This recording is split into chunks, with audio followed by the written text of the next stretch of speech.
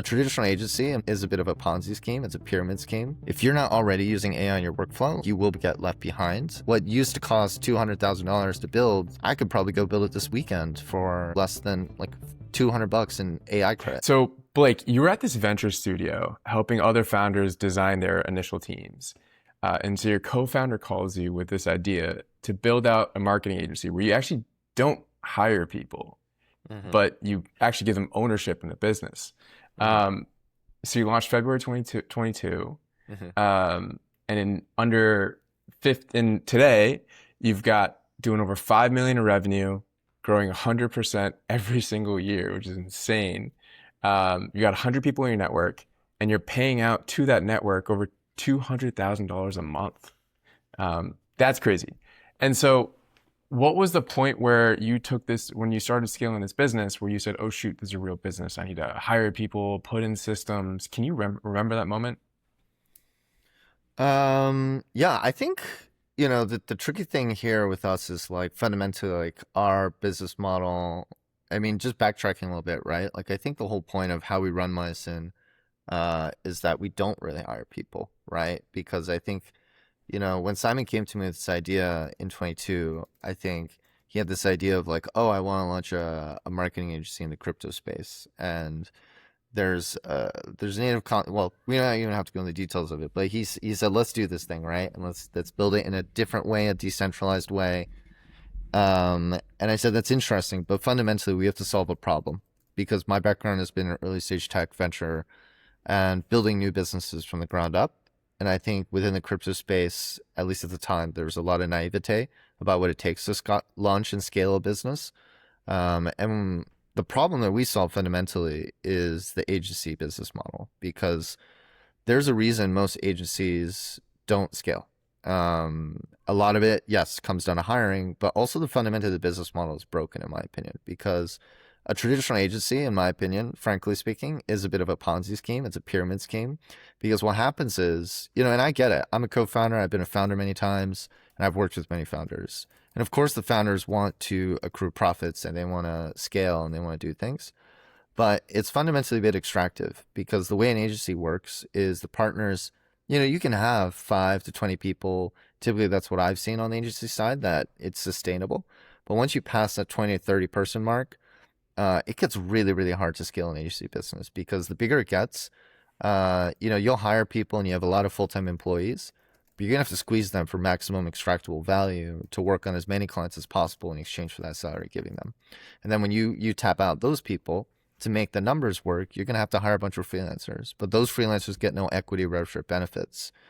And then eventually you'll scale that thing, and hopefully you sell that agency.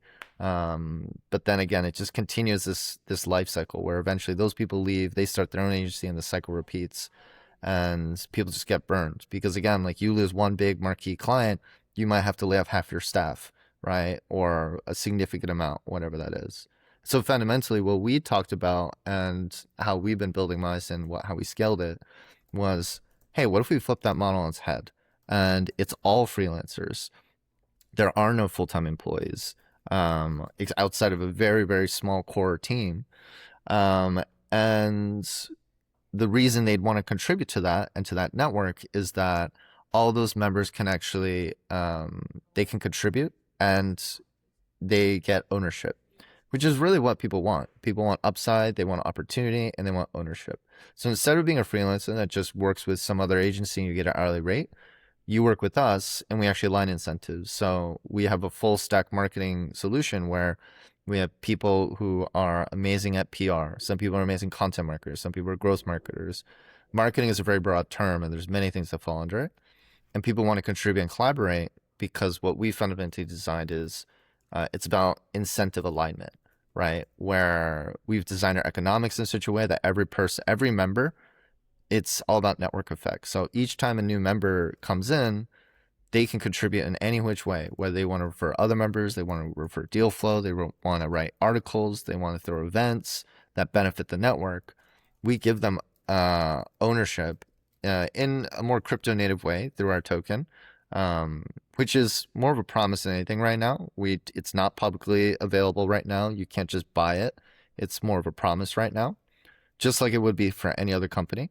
But the more you contribute, the more you accrue, and the more opportunities that come to you, and your reputation within the network grows.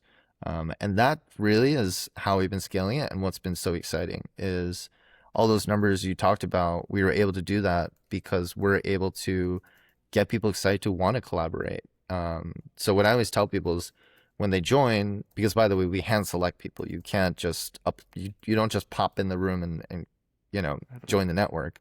We have to see, are you good? Can we trust this person? Because we work with some of the biggest blockchains in the world right now. And right now we're actually starting to work with some of the leading consumer brands in the, all over. To do that, we have to trust that our freelancers and our people are top notch. And it's worked, because they want to be a part of this ecosystem, and they want to contribute and collaborate. And that's how we can all win together. And eventually there will be a moment where obviously I think we want to kind of have our IPO type moment. And that's when ownership really transforms into financial upside. That's what we're always aiming for. Yeah. So it sounds like you have a platform, let's say, Mm-hmm. where 100 folks have come in and said, "Hey, I want to work for Blake," Mm-hmm. and they don't with get Blake, not for, but yeah, right, with Blake. And so for that, they Mm-hmm. get.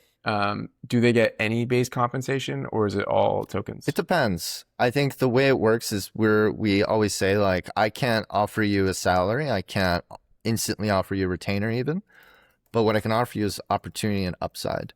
If you come in and you contribute and you lean in, you very quickly might be staffed on deals that we're working on, because again, it's about network effects. I would say, like, historically about 90, almost all of our deal flow has come through our network. So as new members join and our reputation grows, everyone knows people, right? And so as people come to those people, let's say you're a shit hot, sorry, can I curse on here? Yeah. Let's say you're a shit hot content marketer, right? I'm sure you have a big stable of clients, but you know nothing about PR or brand design or any of these other verticals.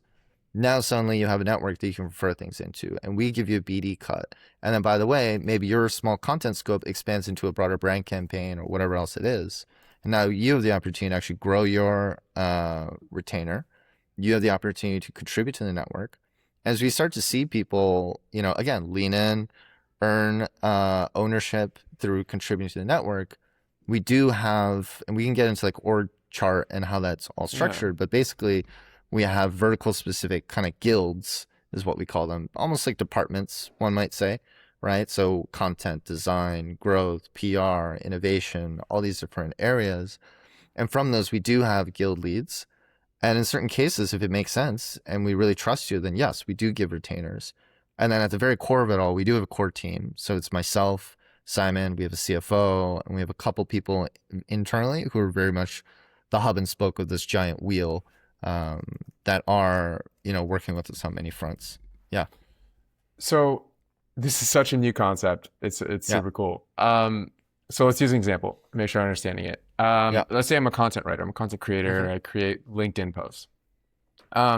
You put essentially a job post out, right? Mhm. Or like you have an open job slot for content writer. Mhm. I would apply, and then I fill that slot, and part of my package is you say, hey, I'll give you percent ownership by tokens into the broader network. Mhm. And I get a percent of what I contribute in traditional currency. Right? We So pay everyone in stablecoins, which are the most efficient way to pay anyone around the world because our network is global. So that's the other thing. I used to live in New York for over a decade. My co-founder has lived in New York his whole life. And so we have a very strong network in New York, obviously. I'm currently in Lisbon because there's a lot of people here in Lisbon. We have a whole Korea team. We have people in Japan, Nigeria, Argentina, Mexico, all over Europe. The list goes on. And so to pay that global workforce, it's stablecoins, as we know, are the future of finance, which is why we see banks and institutions and stock exchanges adopting it at a rapid pace. So yeah, we pay people obviously as fairly as we can for the work they're doing, But in exchange, what would have been a traditional agency, the DAO can take a much more efficient margin that allows us to then obviously run the OpEx, right? So it's a great trade-off, because if you are really good at one thing, now you can join this network, and instead of having to, as an independent freelancer, manage, invoicing and chasing clients and finding your own deal flow, right? We can all combine our networks and say, hey, as an organization, here are the things we're good at, right? Here's the type of people we want to reach out to. We have 100 people plus active right now. Many of them come from agency backgrounds. Many of them have strong networks, whether in traditional or institutional, traditional finance, crypto, the list goes on. And we're able to actually just kind of immediately get in front of the people we want to get to. So again, it's all about network effects and incentive alignment is how we structure this whole thing. And it works. Yeah. Got it. And so how do you do performance, and how do you do kind of ongoing, like walk me through a bit of your org design? Yeah. So, well, actually, hold on. So I'll talk about performance and how we track that, and then we can get into org design. But basically, how it works is, what we tell clients all the time, at least on the agency side, is, which, by the way, there's a whole repositioning that's happening. I think, the sneak peek here is that while historically we've been mostly focused on kind of marketing within the blockchain and crypto space, I think as we grow and expand, we're more moving into a lot of things, where we've been building out AI products for a couple of years now. And so we're starting to scale that out and go back to our more traditional roots, right? We're seeing the convergence of blockchain and finance happen at a rapid pace through legislation, through adoption, et cetera. Anyways, on the performance side, right, it's about reputation score. So reputation score is very much based on peer reviews. So every time someone works on a project, every month we have them review each other, right? So it's metrics like, there are 3 quantitative metrics. There's qualitative. So the quantitative, I don't remember exactly, but I think it's quality of work on a scale of 1 to 10. How likely would you want to work with them? Professionalism. Then there's the NPS at the end, and then any like kind of anonymous feedback you want to leave. So that all factors into a total number, right? And then we kind of have this whole like Bayesian average that we use, which is basically what IMDb uses, which is basically we just need to factor in, if like one member who's brand new and they get 1 5-star review, that shouldn't mean they're higher up on the leaderboard than someone who's done 50 projects and they have an average of maybe 4.8 if you just do the raw math. So that like average allows you to kind of factor in how many reviews this person has, etc. So peer review is like obviously a major component of that, but we're about to implement obviously when we talk about ownership, right? For us, all the ownership is on chain and transparent, because again, putting things on chain is the best way. I mean, I don't want to go too deep into blockchain, right? But the whole point is, when things are on a blockchain, they're publicly viewable. Anyone can see it, and you don't have to trust. You can just go look on chain and you can see, right? So that creates data you can't manipulate. And so when we're giving out ownership to our members in token form, obviously we create a way so that everyone can view how much token everyone has. But really that then also factors in, right? Because the only way to get it right now, you can't buy it. There's no liquidity for it intentionally. So the only way to actually accrue this token, which is ownership in the whole network, is through contributing. So you can look at someone's reputation score and say, wow, this person has worked on 10, 20 different projects. They have an average score, weighted of like 4.8. So they're awesome. And on top of that, they hold a significant amount of token, which means they haven't just worked on projects, but they've also written articles. They've referred members. They've referred deal flow. They've helped their events that benefit the network. So again, incentive alignment. And then the better your reputation score, the more likely you are to get staffed on amazing new projects that come in. Or if you ask us, and this is what I always tell people, like, we value initiative above all else and performance, right? So if you're crushing it and you're really delivering, of course, the network wants to, again, compound that, again, more flywheels, more network effects, right? And so the more and better work you do, whether it's on a client or internally for the network, then we're far more likely to, as you said, kind of give some kind of retainer, but also performance-based bonus, right? We're not really about in the business of, we're not trying to give out salaries here. We're more saying, yeah, we understand it. Like, you need to get paid for your work and we want to be as fair as we can. But at the same time, what we care more about, like, we don't do hourly based internally for the most part. In a few specific cases we do where it's more like task based work. But for the most part, we always say, like, it's about the end deliverable. And especially in the age of AI, it's only getting more towards this. I think the future work is all headed towards this, of, at least in our world, it's about the outcome, right? Not about how much time you spend on it. So when we scope projects, when we scope stuff internally, yeah, we'll pay you retainer to a certain amount, but really what we want to do is incentivize performance. So we'll pay you retainer, but the better the outcome, the more we'll pay you in the end. And that's the fairest thing for both sides. Yeah. And so I heard you say pay for task for some, Mm-hmm. and it's not hourly as the other one. Like, what are the different types of structures you use for compensation? And then I heard you say it's per project. Does that differ for ops folks who maybe have ongoing roles rather than a per project basis? Yeah. I mean, transparently speaking, we only have like 2 people on ops outside. We're a team of 4 in the core, to a network of 100. We're incredibly lean and efficient. I don't think anyone else in the world is doing it like we are. Big shout out to those folks.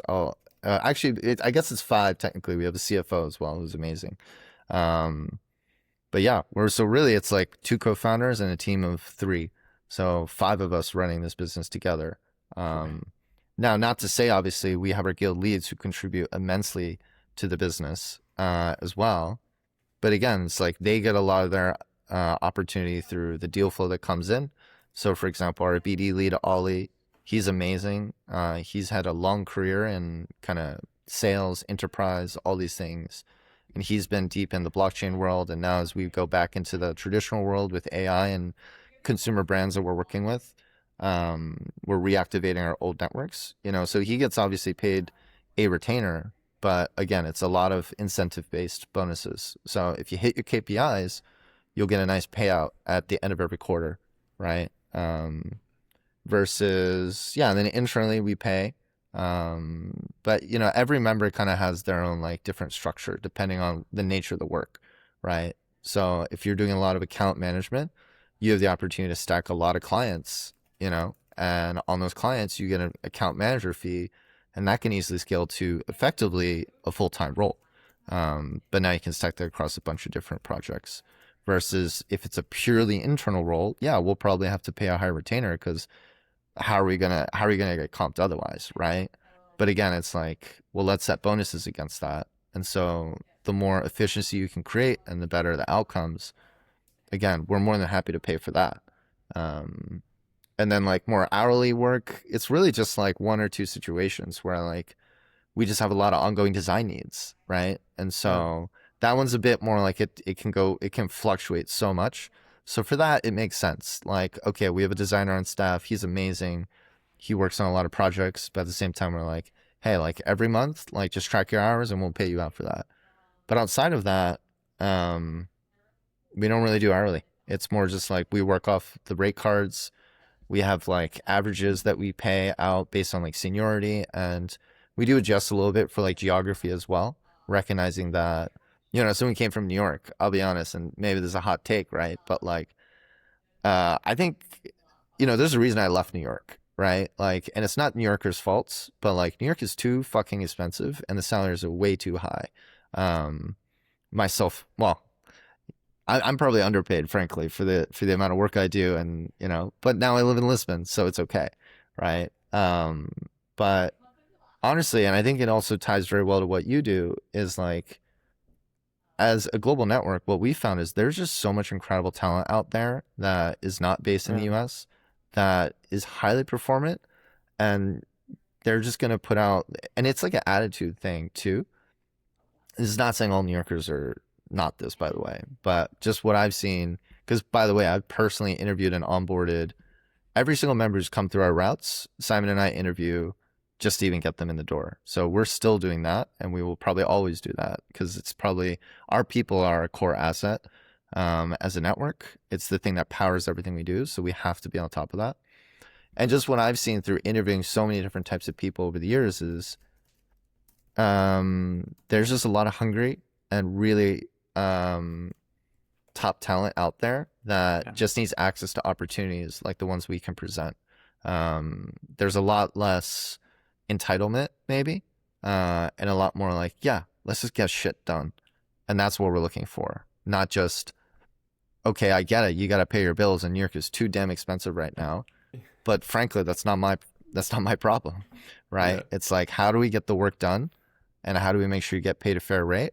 And like, we want to work with you, but it may be that for what this client's willing to pay, it may just not work because we got to also factor in 2 other team members, right? And we don't want to underpay other people either, right? So it's always this like kind of tricky balance of like, what are market rates in the different geos that we're thinking about, or where the members are from and what their expectations are, versus the amount of output that we expect to keep the client happy, right? But again, I think it benefits those people too, because let's say you're in New York, yeah, you may charge a high premium, but if you can get a lot of work done for that, we're happy to pay it. But just the reality is, like, this is the world we're entering. Is like the future of work is rapidly changing, in my opinion, especially with AI now, because now it's no longer, can I just, instead of paying this expensive New Yorker, I hire someone from LATAM or somewhere in Asia. Now it's like, okay, but now that person in Asia also is now competing with, what happens if the company just gives one of their employees, existing employees, AI, right? And now they're, whether it's ChatGPT or whether it's the next tool built on top of it, right? That it's like an LLM wrapper, whatever it is, like that's what you're competing with. So that's the other thing we're really focused on as an organization is we have our core network, and we've told every single one of them, like, and we've been doing this for over a year now, actually, at this point. So we feel very comfortable with this, is if you're not already using AI in your workflow, like, you will get left behind and you will be deprioritized in the work we do, because it only benefits us as marketers to say people still want to work with people, right? But at the same time, it's like, and I can give you a very concrete example, like with our creative team, right? It's what there's all this fear and hype around AI where they're like, oh my God, like, this new AI model is going to replace all graphic designers and everyone's going to improve it. I can tell you that's not happening, right? It's just another tool like everything else. It's like when Photoshop came out, anyone can use Photoshop, but to be really good at it is not easy. Anyone can use Illustrator. It's not that easy. And I can tell you, like, you can go try prompt, the next AI video model, but you don't have the strategy and the frameworks and the understanding of how to direct and how to create these things in the way that a creative director with 30 years of experience might already have. But now it's also contingent on the creative director, and shout to some of our folks, whether it's Max or Dai, who are helping lead those teams, they're sharp and they're on top of it. And, when they came in, for example, talking about this meritocracy, they one of them actually came in and in his like interview, like, showed me a video he had already created.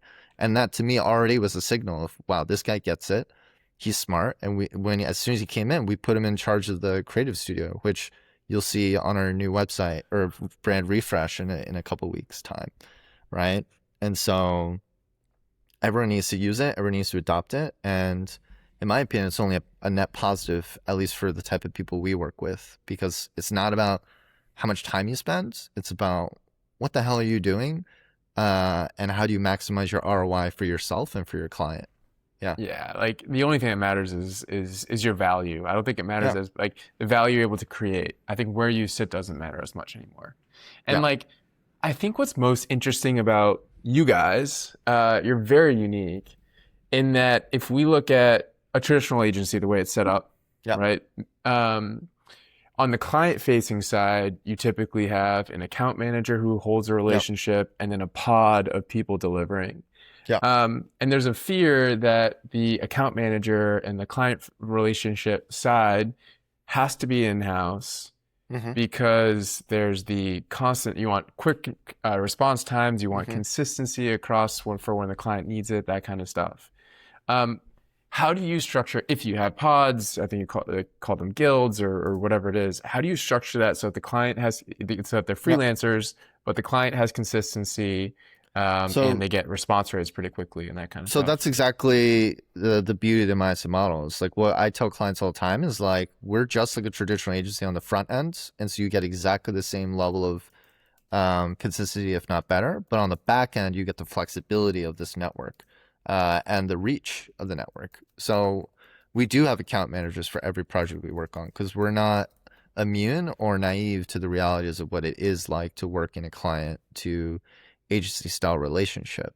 So we do have account managers and we do kind of have pods, right? So the way it works is basically, when someone wants to work with us, we'll have an initial conversation. We have a whole BD guild, right? And so all they do all day, these guys are networkers, they have massive networks, but the unique thing is their opportunity is through our network, right? Like I said, most of our deal flow is sourced through our people, right? And our members want to contribute their networks because they all get upside, right? And if it benefits the DAO, then we can feed it back in and we can pay for other stuff like cool events at conferences. We can pay for people's housing at these conferences, all these other things. So yeah, deal will come in, we vet the deal, we see if it's a good deal, we put out the call to the network. Again, and that's why reputation score matters because we can put a call out and we try and prioritize new members so we can kind of distribute the opportunities as much as we can. But at the same time, if it's especially a big name, we want to make sure we put our best people on it.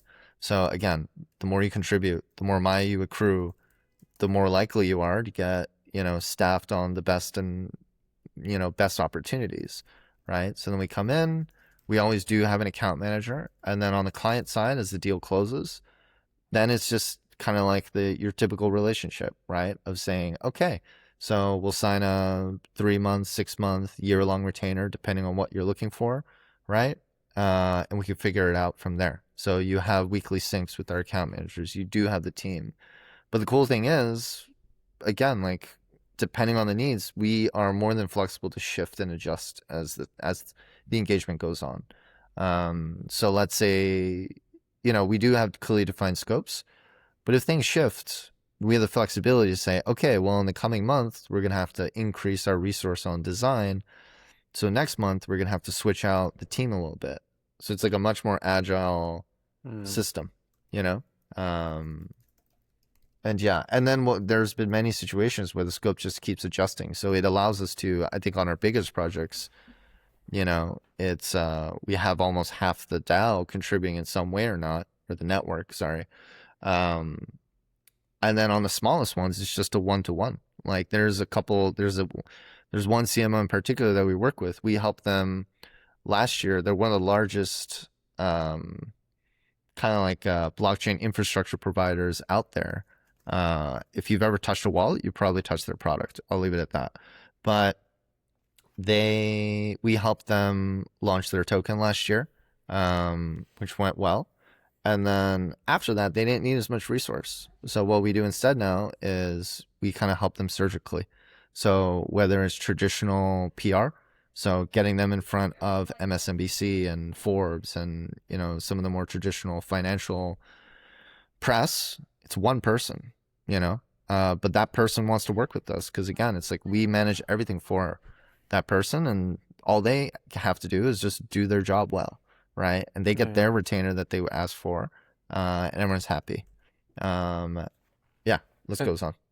And so I imagine in order to do that, and you only have, so you have a network of 100 people and you have 5 people doing the back end, right?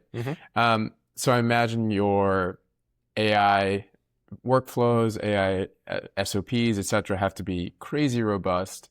And I imagine that when anyone gets onboarded into your ecosystem, they have to use your flows, use your tools, use your methods, right? Yeah. Is that how it works? Yeah. So definitely I would say like when it comes to scaling this, like the early days was a lot of work, right? It was pretty unsustainable. It was like early days was just me and Simon just like trying to hack this together. And traditionally we would have, we had one head of ops back in the day. Shout out to Julie. She was instrumental in helping us get off the ground. Eventually, she went off. She actually ended up joining a client, funny enough, because Oh, that's funny. she did need, more of a traditional salary, and that's understandable. So we were more than happy to have her do that. Later on, we brought in someone named Vic. So shout out to Vic if you hear this. She was super important to helping us get and start to scale our systems, standardize our SOPs. We work entirely off Airtable and Notion right now. Although I will say, like, again, beauty of AI. Like, I come from a product background. I was never a developer per se. But now with AI, and shout out to Replit, I've been vibe coding our internal operating system for since probably last summer. And we're just now starting to roll it out where we can create transparency and start to migrate away from Airtable, which is where we manage all of our members. We Airtable already had automations built in. Now everyone's trying to like slap AI into their product, but we just realized for our unique needs, we need something that kind of that combines a bunch of different things that nobody has. So I've just been building our own internal system. We call it Synapse, which allows members to kind of log in. They can view their reputation score. They can review their past payments, their future payments, various bounties on jobs that we need done, KPIs. The list goes on. And what's it built in? You said you moved from Airtable to what? It's a web app that we've completely built from scratch using Replit, which is a AI IDE, or it's kind of full stack. It's more than an IDE actually. It does everything, which is why I love it. Yeah. And does the data live? Because I thought the data would live in Airtable. Where's the data live? We have a local database, so that Replit actually also hosts for us, which is amazing. And that is based on Postgres, if you're more technically minded. But right now we're doing a bidirectional sync between the local database and Airtable. In due time, I want to just get off Airtable entirely. But just like in this transition period, people are still used to the old workflow. So right now it's about starting to migrate away from Airtable onto our own system, like own totally bespoke systems. And then in due time, we'll kind of make Airtable read only, and then eventually we'll just get rid of it altogether. But I'm not naive to like, there's a lot of, operational stuff we just can't like break overnight, right? So yeah. And you do this for folks, right? Because like if you're able to run a 100-person agency with 5 people, like the margins of that must be insane. And so it sounds like that's some of your offering, right? Which is like you help people build out their AI workflows and like make this a reality. Yes and no. I would say I think a big reason why we've been able to scale this way is I think the margins as the DAO are very fair to the freelancers, but probably as a business, we overweighted it potentially for the freelancer and underweighted it for the business as a whole. So like of our gross, we're very transparent about it. I think the freelancers typically take anywhere from 60 to 70%. Oh, wow. Which is very generous, right? And it's again why people want to contribute, because it's like they're giving away a percentage, but again that percentage will come back to them, and then some of that also goes to BD, right? I think in due time, what we've seen is like as we're scaling, we're able to justify the network should be taking a bit more. So we've been kind of tweaking those margin percentages, but it's really about scale, right? So as the deals get bigger, as the opportunities get bigger, we've been able to make sure the network is eating a little bit more, which allows us to scale. And like we said, we're fast transitioning into innovation and back to our roots, venture network. So we're actually, and now with AI, right? Like we have proper devs, we have proper product managers, but also now every marketer can build the stuff they need to build. We don't need what used to cost $200,000 to build. I mean, not even 200, like $100,000 to build an MVP. I could probably go build it this weekend for maybe less than like $200 in AI credits. It's insane. It's insane. It's crazy. At least the MVP of it, right? And then if it's good enough and we see product market fit, then we can bring on, proper AI enabled devs who can actually then really rapidly scale that. So we're fast transitioning towards, and we've already been doing like building our own internal products that we can then test with our clients, right? And so that's a big part of this again, it's the whole theme of this maybe is like network effects and flywheels. And I think we're the only ones uniquely equipped to really activate that, because we have this, agency consultancy business we built over the past 3 or 4 years. And now as AI is rapidly eating the world and we're making sure everyone internally is already aligned to that and we're already building and using it, we're able to rapidly build out the AI-enabled products and productized services that our clients can use. And when we see that there's real traction there, we can then invest further resources from the network itself to then go build and scale those things out, which then continues to compound, right? Because then as more deals come in, we can then be like, well, if you don't want to or you can't afford the service fees, then you can just use one of our products. If you want the more white glove service, of course we can put our people on it, etc. And then, by the way, because all the members of the network, because they all are incentivized by, of course, the cash flow, right, from the projects, but of course the community and of course the ownership, they should be excited about the products we're building. And so, because then the more successful the products become, the more likely it is then that we can actually, monetize our ownership, right? And so for us, the end goal is always like, how do we, at least in crypto terms, like IPO, but we'll get to that moment when we get there. And I think it's not that far away, actually. I think it's not crazy to think we could do that in the next year or two. Yeah. That's impressive. Yeah. That's awesome. And so, Blake, where can people find you?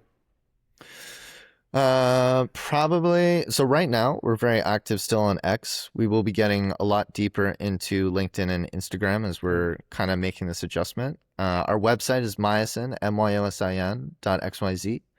You can always find me on LinkedIn. Just my full name, Blake Minho Kim. And then, yeah, on X, we're Myosin_XYZ. And we have, a whole link tree on our X. If you go to our website, you can fill out a form if you want to work with us or talk to us or apply to join.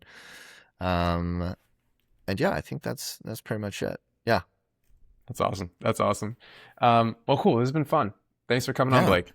This has been really good. Thanks so much, Brian, for having me. It's been a great time. Appreciate it. All right. Thanks so much.